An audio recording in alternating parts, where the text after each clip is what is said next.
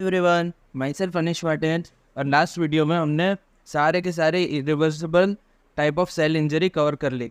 आज का हमारा टॉपिक है ऑटोफेजी। देखो, ऑटोफेजी को वर्ड को स्प्लिट करोगे ना तो ऑटो मतलब होता है सेल्फ और फेजी मतलब ईटिंग होता है। ठीक है, देखो रॉबिन्स में इसको कैसे एक्सप्लेन किया है। रॉबिन्स में इसको कैनाबिलिज्म के साथ कंपेयर किया है कि इंसान इंसान को खा जाता है, उसको कैनाबिलिज्म बोलते हैं। देखो ऑटोफेजी में सपोज करो, देखो एक स्टोरी सुनो। अगर आप एक आइलैंड पे हो, ठीक है, जहाँ पर ऑलमोस्ट 100 जितने लोग हैं और किसी के पास खाने के लिए कुछ नहीं है, तो उनके पास दो चॉइसेस है। या तो वो एक दूसरे को मार के खा जाए या फिर वेट करे कि कब उनकी डेथ हो जाए। ठीक है, और तो कुछ नहीं कर सकते।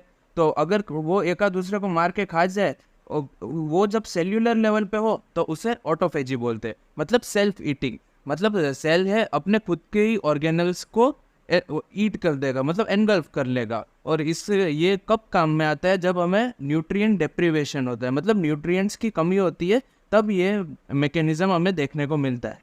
ये फिजियोलॉजिकल भी होता है और तो और पैथोलॉजिकल भी हो सकता है कभी कभी, पर मोस्टली फिजियोलॉजिकल होता है और वो भी प्रोलॉन्ग फास्टिंग में देखने को मिलता है।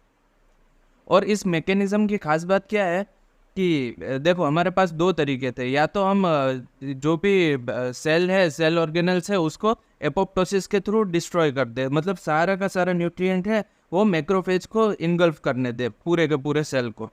ठीक है, या फिर हम उसको और ज़्यादा एफिशिएंटली यूज़ करें और खुद के लिए एनर्जी का प्रोडक्शन करें, मतलब न्यूट्रिएंट डेप्रिवेशन में ये बेस्ट मैकेनिज्म है।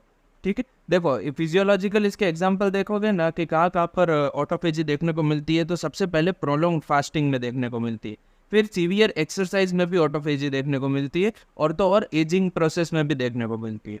ठीक है, और देखो पैथोलॉजिकल ऑटोफेजी की बात करोगे ना तो कैंसर्स में देखने को मिलती है। देखो कोई भी एक सेल है, ठीक है, जो कैंसरस हो गया है, तो उसके आसपास उसकी न्यूट्रिएंट की डिमांड अचानक से इंक्रीज हो जाएगी और वो हमारी बॉडी फुलफिल नहीं कर पाएगी। तो उसके आसपास जितने सेल्स होंगे ना, वो सारे ऑटोफेजी का प्रोसेस में अंडरगो कर जाएंगे ताकि कैंसर सेल्स को प्रॉपरली न्यूट्रिशन मिल सके। ठीक है, समझे।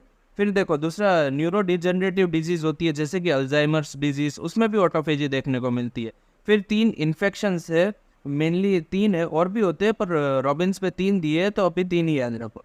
जैसे कि माइकोबैक्टीरियम ट्यूबरक्यूलोसिस से इन्फेक्शन है, या फिर शिगेला से, या फिर हर्पिस सिम्प्लेक्स वायरस से, इसमें भी ऑटोफेजी देखने को मिलती है। और तो और इन्फ्लामेटरी बॉवल डिजीज में भी ऑटोफेजी देखने को मिलती है। ठीक है, ये फिजियोलॉजिकल और पैथोलॉजिकल एग्जाम्पल्स है कहाँ कहाँ पर ऑटोफेजी देखने को मिलती है उसके। ठीक है, अब उसका मेन मैकेनिज्म पे आता है। देखो मेन मैकेनिज्म क्या है इसका कि सबसे पहले तो सेल डैमेज हुआ। ठीक है, कोई भी प्रोसेस से हो सकता है, मैंने यहाँ नेक्रोसिस लिखा है, मतलब नेक्रोसिस से ही नहीं, एपोप्टोसिस, किसी भी प्रोसेस से सेल डैमेज हुआ। ठीक है, सेल डैमेज होगा तो उसकी आउटर मोस्ट लेयर होगी वो रप्चर कर जाएगी और सारे के सारे सेल ऑर्गेनल्स एक्सपोज हो जाएंगे। फिर देखो क्या होगा, सबसे पहले स्टेप 1 इनिशिएशन होगा। उसमें इनिशिएशन फैक्टर और न्यूक्लिएशन फैक्टर मिलके एक फॉस्फोलिपिड की मेम्ब्रेन का फॉर्मेशन करेगा। ये फॉस्फोलिपिड की मेम्ब्रेन कहाँ से आएगी? एंडोप्लाज्मिक रेटिकुलम से।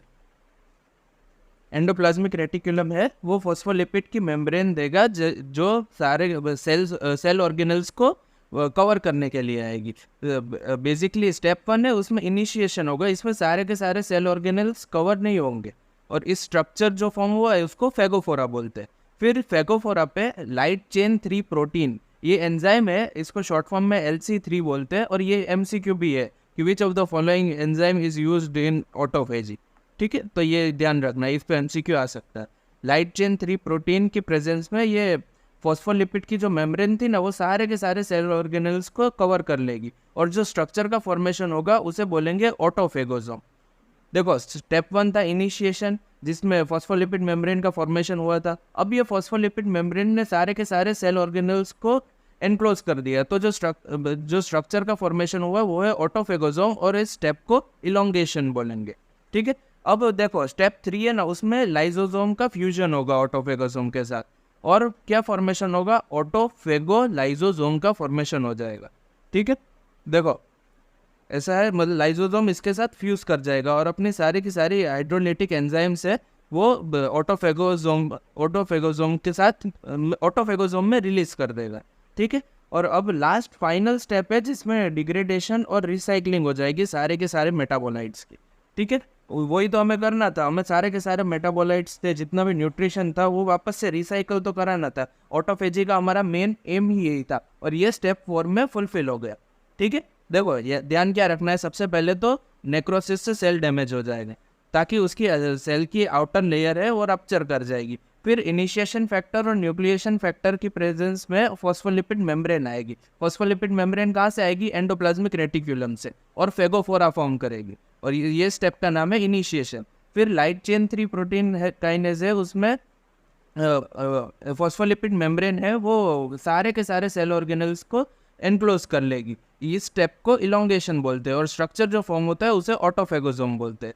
फिर लाइसोसोम का फ्यूजन देखने को मिलता है और ऑटोफेगोलाइसोसोम फॉर्म होता है, और फाइनली लाइसोसोम की सारी एंजाइम्स इसमें रिलीज हो जाती है, जिसके कारण सारे के सारे मेटाबोलाइट्स रिसाइकल हो जाते हैं वापस से, ठीक है।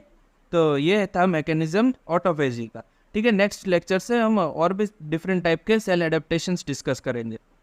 देखो ये ना थोड़ा सा ज़्यादा डिटेल में दिया हुआ है रॉबिन्स में, अगर आप ये इतना ज़्यादा इंपॉर्टेंट भी नहीं है यूनिवर्सिटी एग्ज़ाम के पॉइंट ऑफ व्यू से, पर अगर आपको पढ़ना है फिर भी मैंने जितना मैकेनिज्म डिस्कस किया, एग्जाम्पल डिस्कस किया, उतना पढ़ सकते हो। बहुत ज़्यादा इसमें डिटेल में जाने की कोशिश मत करना, ठीक है। Thank you so much for watching.